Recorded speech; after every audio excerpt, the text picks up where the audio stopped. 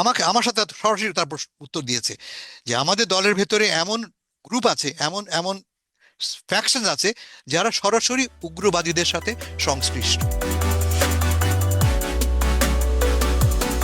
আমরা দেখেছি জুলাই অভ্যুত্থানে এনসিপি কিংবা সমন্বয়কারীরা যারা ছিলেন তারা বেশ দক্ষতার সাথে কিন্তু একটা সরকারকে উৎখাত করতে সফল হয়েছিলেন, যেটা অনেক বড় বড় রাজনৈতিক দলগুলো পারেনি। এনসিপি এবং তাদের জোট, গণতান্ত্রিক সংস্কার জোট, প্রথম আলো কার্যালয় পরিদর্শন করেছেন। নাহিদ ইসলাম বলেছেন সরকারের দায় আছে, তারা নিরাপত্তা দিতে ব্যর্থ হয়েছে। কিন্তু আমরা অ্যাবসলিউটলি। দেখেছি যখন এই হামলাগুলো হচ্ছিল বৃহস্পতিবার রাতের, রাজপথ কিন্তু আসলে এনসিপির সমর্থকদের দখলে ছিল।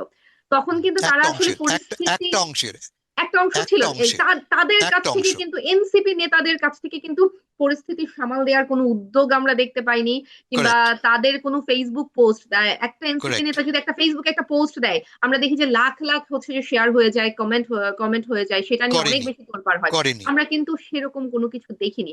এনসিপির যোগ্যতা কিংবা দক্ষতা নিয়ে আসলে কিছু বলবেন কিনা? না, প্রথমত এনসিপি 3 বা 4 ভাগে বিভক্ত। আমি গতকাল দীর্ঘ সময় এই নিয়ে ব্যয় করেছি এদের সাথে কথা বলে। ওরা স্বীকারই করেছে আমাদের ভেতরে একটি অংশ অতি উগ্রবাদী। তো আমার সাথে সরাসরি তার উত্তর দিয়েছে যে আমাদের দলের ভেতরে এমন গ্রুপ আছে, এমন এমন ফ্যাকশন আছে যারা সরাসরি উগ্রবাদীদের সাথে সংশ্লিষ্ট, যারা আমাদের আমাদের যে মূল রাজনীতি তার সঙ্গে সমমনা তারা নয়। আমি আপনাকে দায়িত্ব নিয়ে কথা বলছি। ফলে একটি মাত্র ফ্যাকশন এই উন্মাদনাতে আগুন জুগিয়েছে। এনসিপি যারা নেতা, মাহফুজ মনে করা যাক, ইত্যাদি ইত্যাদি, সবাই কি বলছে, এটা প্রতিবাদ করেছে, আপত্তি জানিয়েছে তাদের মতো করে। এতে কোনো সন্দেহ তো নেই।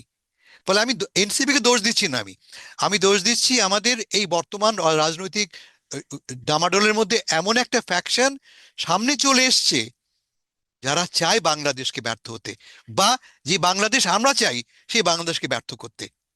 তফাৎটা বুঝতে হবে। বাংলাদেশ ব্যর্থ হোক তা তারা চায় না। তারা চায় না এই বাংলাদেশ, যে বাংলাদেশের আমি আপনি চাই, যে মূল্যবোধকে আমি রিপ্রেজেন্ট করি, যে মূল্যবোধকে প্রথম আলো ডেলি স্টার রিপ্রেজেন্ট করে, সেই বাংলাদেশ তারা চায় না। সেই কারণেই তো এই ঘটনা ঘটছে।